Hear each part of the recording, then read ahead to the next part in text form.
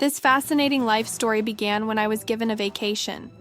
I decided to visit my home village where I spent my entire childhood and lived until I was 18. Being the youngest in the family, I was adored by everyone. I had many friends, but going to school meant traveling from the village to the city, which was quite difficult. So my mother advised me to move and settle in the city. Although I didn't particularly like the city, I had to heed my mother's advice. I continued studying for a few years and eventually found a job. I always wanted to visit the countryside, but time did not permit. Finally, I bought a ticket and got on a bus. The trip lasted about 2 hours, during which I dozed off. I woke up when the bus stopped. When I opened my eyes, I saw that people were heading towards the exit. I got up from my seat and got off the bus. The bus stop was not far away.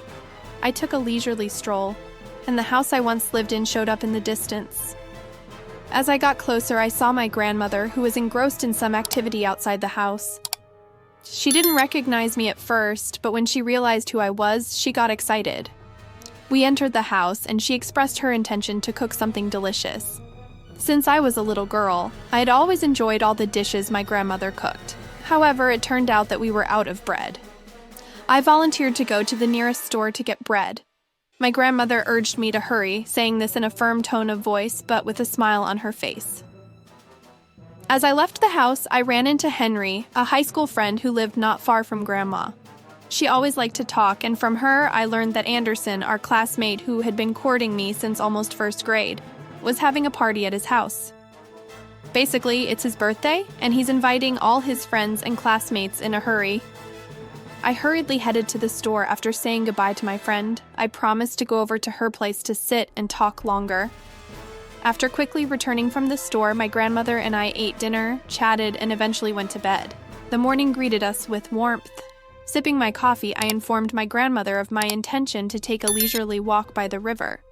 Donning a light knee-length dress, I went for a walk. I walked along the road at a relaxed pace. As I reached the river, I looked around at my surroundings. Hi, would you take a moment to like this video and subscribe our channel? A black car started to approach me. I stepped aside, letting it pass. The car traveled a short distance in front of me and stopped. I immediately recognized the familiar face that got out of the car. It was Anderson. I looked up at him, amazed for a moment at how handsome he had become. Hi, he greeted me. I smiled back at him.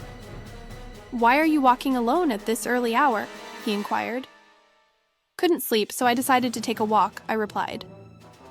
I could keep you company, he suggested. I wouldn't mind, I agreed.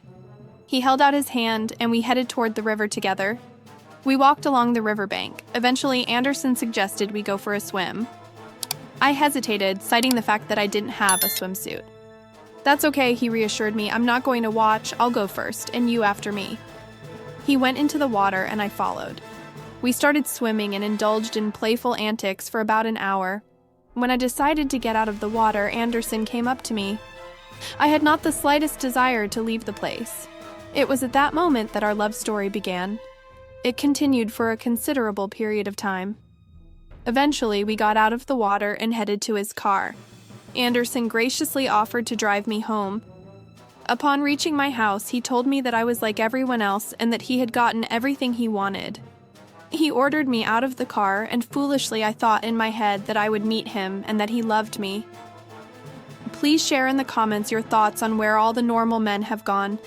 Why do they only focus on one thing? As soon as they achieve their desires, they disappear.